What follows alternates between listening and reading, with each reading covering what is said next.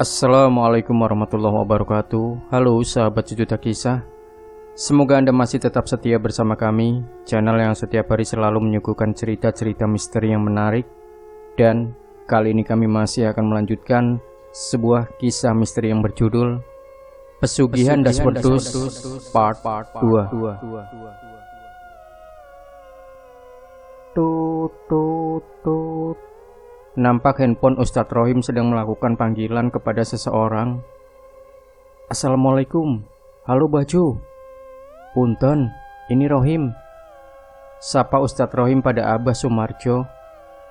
Waalaikumsalam. Subhanallah. Rohim, lama tak ada kabar kamu. Jawab Abah Sumarjo. Iya, masih sibuk terus. Bagaimana kabarnya Bajo? Tanya Ustadz Rohim. Alhamdulillah sehat, baik-baik saja Min. Kamu, kabarnya gimana Min? Tanya Abah Sumarjo sambil berjalan keluar rumah mencari sinyal. Alhamdulillah doanya Bah. Insya Allah baik-baik saja, sambung Ustadz Rohim. Abah Sumarjo merupakan rekan Ustadz Rohim saat nyantri dahulu. Abah Sumarjo lebih senior dari Ustadz Rohim. Namun mereka berdua kenal dekat dan selalu melakukan misi yang sama sejak di pondok dahulu. Ada misi apa ini? Tumben-tumbenan, tanya Abah Sumarjo yang sudah menebak jika Ustadz Rohim akan mengajak melakukan misi seperti masa di pondok. Wah, Bajo tahu aja nih. Padahal mau tak ajak jalan-jalan lo ini. Candaan Ustadz Rohim pada Abah Sumarjo masih sangat seperti dulu. Alah, kayak kamu tuh, mana mungkin kamu ngajak jalan-jalan saya. Paling juga ngajaknya nyari demit. Sambung Abah Sumarjo untuk mencairkan suasana. Gini Bajo ada waktu nggak untuk datang ke Jawa? Ya, kita reuni sambil menjalankan misi, ajak Ustadz Rohim pada Abah Sumarjo. Ada misi apa lagi emang Him? Tanya Bajo. Biasa Bah, cuma mau ngetes ilmu Bajo, masih tajam gak? Canda Ustadz Rohim. Oke lah, minggu depan saya sempatin ke Jawa, tapi jangan lupa singkong gorengnya ya. Ucap Abah Sumarjo. Siap lah Bah, sesaji buat Abah Jo akan kami siapin. Hehe, jawab Ustadz Rohim. Walaupun mereka terpaut senior dan junior, namun mereka sangat akrab karena selalu sukses menjalankan misinya. Candaan mereka masih sama seperti masa di pondok dahulu. Oke Him, insya Allah malam Jumat depan aku kesana, janji Abah Sumarjo. Matur suwun Bajo. Sebelumnya maaf Bajo, saya kasih kabar lewat telepon, ucap Ustadz Rohim. Alah, santai aja, tak kira kamu malah udah nyewu Him. Canda Abah Sumarjo. Jan, Abah Jo dari dulu bercandanya gak berubah. Sahut Ustadz Rohim. Lah, kamu gak pernah ngabarin saya, tak kira udah gak ada. Insya Allah saya dari kota Rabu malam Him, sambung Ustadz Sumarjo. Siap Bajo, ditunggu Gi pokoknya. Hati-hati nanti kalau kesini, ngabari ya Bajo, biar istri potongin bebek buat sesaji Abah, ucap Ustadz Rohim. Nggak usah repot-repot Him, kalau ada yang dibakar aja. Canda Abah Sumarjo. Ada Bah, tungkunya tapi. Yaudah Bah, matur suwun Gi. Assalamualaikum, ucap Ustadz Rohim. Sama-sama Him, waalaikumsalam. Sehat-sehat pokoknya, tutup dialog dari Abah Sumarjo. Hari berhari berlalu, Ustadz Rohim mulai mempersiapkan dirinya dan mencari cara untuk menghadapi tikungan banger. Begitupun Abah Sumarjo, beliau mulai mempersiapkan dirinya untuk menghadapi lokasi tersebut. Abah Sumarjo tahu bahaya yang akan dihadapi bukan sembarang tempat umum, tempat yang telah memakan tumbal banyak manusia demi keserakahan Sumardi. Kring, kring, kring. Suatu telepon Ustadz Rohim berbunyi. Nampak notif dari Abah Sumarjo. Assalamualaikum, halo Bah. Sapa Ustadz Rohim sembari mengangkat teleponnya. Waalaikumsalam Him. Ini aku berangkat. Ntar di perempatan yang menuju ke rumah kamu aku dijemput ya. Agak lupa soalnya. Perintah Abah Sumarjo. Siap bah. Nanti kabar-kabar kalau sudah sampai perempatan Ki. Jawab Ustadz Rohim. Oke Him. Assalamualaikum. Sambung Abah Sumarjo. Waalaikumsalam bah. Hati-hati di jalan bah. Tutup Ustadz Rohim.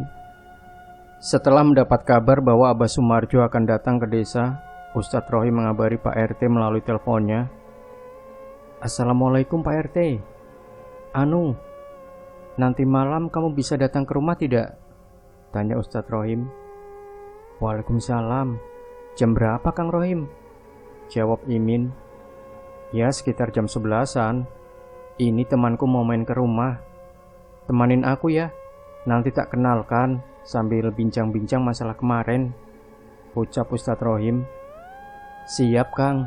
Ini saya langsung ke situ saja. Sambung Imin selaku ketua RT. Ya sudah, saya tunggu ya. Ucap Ustadz Rohim.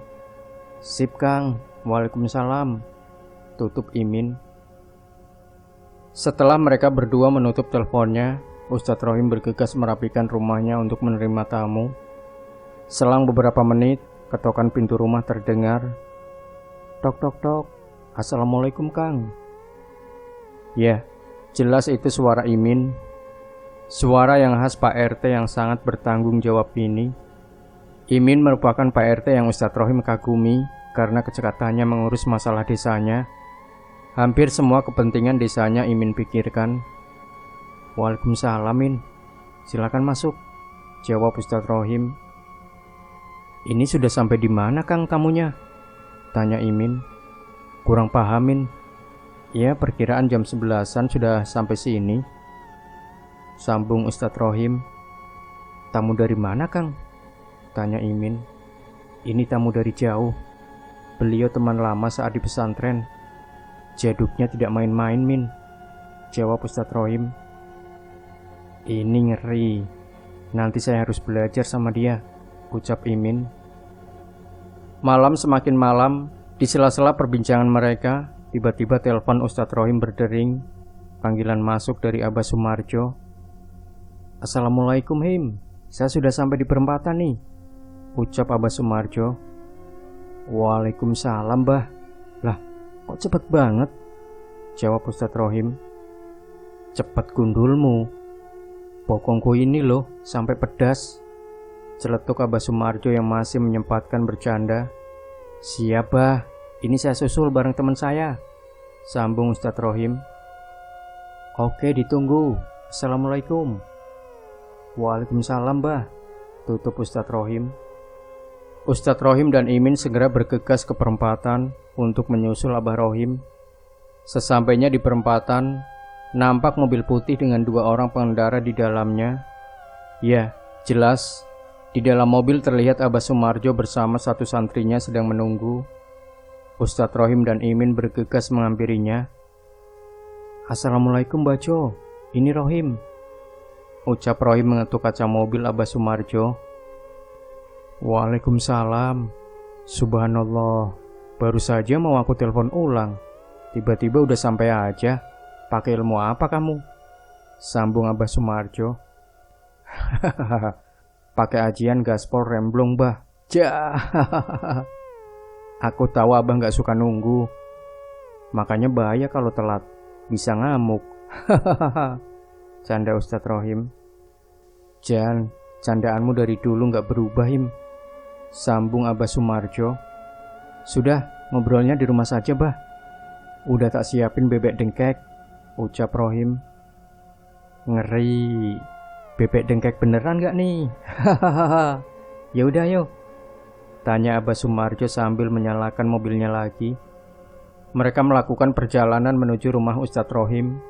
Setelah gang-gang kecil dilalui, akhirnya mereka sampai di rumah Ustadz Rohim. Brak! Suara pintu mobil Abah Sumarjo yang dia tutup. Alhamdulillah sampai juga. Ucap Abah Sumarjo. Monggo-monggo masuk bah. ucap Ustadz Rohim sembari gugup membuka pintu dan mempersilahkan Abah Sumarjo masuk ke rumahnya. Assalamualaikum, ucap Abah Sumarjo. Waalaikumsalam, monggo bah. Agak berantakan ini rumahnya. Hehehe, ucap Ustadz Rohim. Alah sama aja Min, sahut Abah Sumarjo. Sugeng rawuh di gubuk kecil saya bah. Silahkan bah, Kang, Pinara, ucap Ustadz Rohim mempersilahkan duduk Abah Sumarjo dan santrinya. Alhamdulillah bisa meluruskan encok. Sambung Abah Sumarjo sambil duduk santai. Ini mau kopi dulu atau teh bah? Tanya Ustadz Rohim. Air putih tapi hangat dulu Him. Lambungnya biar gak kaget. Jawab Abah Rohim. Siaplah. Kang Imin kopi ya? Tanya Ustadz Rohim pada Pak RT. Boleh Kang. Hehehe, jawab Pak RT. Ini bah, tak kenalkan. Ini Kang Imin, beliau Pak RT di sini. Kalau nama lengkap saya kan Rohimin. Kalau Pak RT Iminanto. Hehehe, jawab Ustadz Rohim. Oh pantes Min semua. Sekarang aku panggil kamu Him aja ya, biar gak salah. Hehehe, ucap Abah Sumarjo. Enggih bah, Him untuk saya, Min untuk Pak RT, sambung Ustadz Rohim sambil berjalan menuju dapur. Selang beberapa menit, Ustadz Rohim keluar membawakan minuman dan singkong goreng yang masih hangat. Wih, spesial ini Him, ucap Abah Sumarjo. Sesajinya tak keluar ini bah, kopi, teh, air putih tak bawa semua, celetuk Ustadz Rohim. Ngawur kamu Him, aku pesannya air putih kamu dikeluarin semua. Hahaha, sambung Abah Sumarjo. Aman bah, ini kopi lokal sini, dijamin sedep. Monggo bah, ucap Ustadz Rohim sembari menyuguhkan hidangan ke Abah Sumarjo. Wah cocok banget sama singkong gorengnya, sambung Abah Sumarjo. Monggo Pak RT, Kang, monggo, ucap Ustadz Rohim yang menawarkan kembali hidangannya. Ini santrinya jenengan ya bah? Tanya Ustadz Rohim. Iya Him, satu pesantren cuma dia yang berani perjalanan jauh, makanya tak ajak, jawab Ustadz Rohim. Selain Jaduk, Abah Sumarjo juga merupakan pengasuh di pesantrennya. Beliau memiliki 300 santri putra dan 400 santri putri di pesantrennya. Loh, pesantren ditinggal, aman toh bah? Tanya Ustadz Rohim. Insya Allah aman Him, Gusnya yang ngurus ini, jawab Abah Sumarjo. Gus merupakan panggilan bagi anak kiai. Jan, mantep tenan baju ini, anaknya udah besar-besar, ucap Ustadz Rohim. Ya alhamdulillah bisa bareng-bareng mengajarkan agama. Kira-kira ada rencana apa lagi nih Him? Sambung Abah Sumarjo. Begini bah, biasa tikungan banger. Kemarin-kemarin itu menghebohkan warga dan membahayakan warga. Dalam beberapa tahun ini sudah memakan banyak korban, ucap Ustadz Rohim. Tikungan banger yang tadi kita lewati? Tanya Abah Sumarjo. Betul bah, di sana banyak terjadi kecelakaan. Padahal dulu aman-aman saja. Tikungannya juga tidak terlalu tajam, jawab Ustadz Rohim. Oh, pantes ya. Tadi aku lewat situ bau bangkai menyengat. Tak kira tempat pembuangan sampah. Cuma aku agak curiga, soalnya tadi di sana sudah disambut, ucap Abah Sumarjo sambil menganggukkan kepala karena keheranan. Jadi saya dan Pak RT sempat curiga sama hal negatif. Terus kita kemarin mengadakan doa bersama. Nah, waktu selesai, satu warga kerasukan di sana bah, bincang Ustadz Rohim. Ada pesan dari yang kerasukan gak Him? Tanya Abah Sumarjo. Kerasukannya banyak bah, gonta-ganti. Tapi yang terakhirnya ada yang minta tolong diselamatin, jawab Ustadz Rohim. Yang kecelakaan banyak gak Him? Tanya Abah Sumarjo sembari menyebat rokoknya. Hampir tiap tahun pasti ada bah, padahal sebelumnya aman-aman saja, Dulu satu mobil nabrak batu di sana. Lah, kok setelah itu jadi keterusan? Jawab Ustadz Rohim. Kalau saya, seudahnya ada yang masang jala di sana, Him. Sambung Abah Sumarjo. Nah, kemarin sebelum saya telepon Abah, saya sempat nekat ke sana sama Pak RT dan hasilnya memang tidak main-main, Bah. Di sana sudah terlanjur banyak korban. Ucap Ustadz Rohim. Waduh, ya itu, Him. Misal itu benar pasangan, jika sudah terlanjur memakan banyak tumbal, agak sulit tuh. Sambung Abah Sumarjo. Ini misal bener itu raja yang sengaja ditanam, ya kita harus atur strategi, Him. Ucap Abah Sumarjo. Gimana tuh, Bah? Tanya Ustadz Rohim. Sebentar, Him. Katanya ada bebek dengkek. Hahaha. Tanya Abah Sumarjo. Wah, astagfirullah, lupa, Bah. Kasihkan ngobrol. Bentar ya. Tadi sudah disiapin sama istri. Udah nggak anget pasti. Jawab Ustadz Rohim. Hahaha. Nggak apa-apa, Him. Yang penting nasinya anget. Hahaha. Ini kalau nggak makan dulu bahaya. Nggak fokus. Canda Abah Sumarjo. Jan, Mbah Jo. Dari dulu ngelawaknya nggak hilang. Nggak ada sombongnya sama sekali. Berani minta makan di rumah orang. Gengsi dikit lah, Bah. Sambung Ustadz Rohim. Setelah selesai makan dan sedikit bincang-bincang, mereka melanjutkan untuk tidur sejenak. Subuh pun tiba. Pak RT dan Ustadz Rohim nampaknya telat bangun subuh. Namun berbeda dengan Mbah Jo santrinya, beliau sudah absen terlebih dahulu ke musola, bahkan menjadi imam di musola desa Ustadz Rohim. Nampak banyak warga setempat memandang Abah Sumarjo karena keasingannya. Setelah selesai melaksanakan sholat subuh, Abah Jo iseng-iseng jalan-jalan ke tikungan Banger. Dan benar saja, pagi hari saja auranya terasa sangat menyeramkan. Betul, Is, di sini ada rajanya. Ucap Abah Sumarjo pada santrinya yang bernama Muiz. Punten, Bah, itu pasangan dari orang ya? Tanya Muiz. Seudahnya ya bisa jadi. Biasanya yang pasang model beginian itu orang yang melakukan pesugihan, Is. Jawab Abah Sumarjo. Duh, saya kok jadi merinding, Bah. Ucap Muiz. Aman, Is. Raja ini cuma memakan tumbal hanya pas bulan Suro. Kalau di hari-hari biasa aman.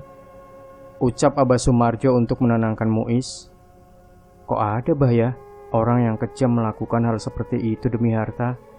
Ucap Muiz. Ya begitulah manusia. Kadang suka kurang bersyukur. Dampaknya menjadikan seseorang serakah. Dirinya merasa kurang dengan yang sudah dimiliki. Alhasil melakukan hal negatif seperti ini. Terang Abah Sumarjo.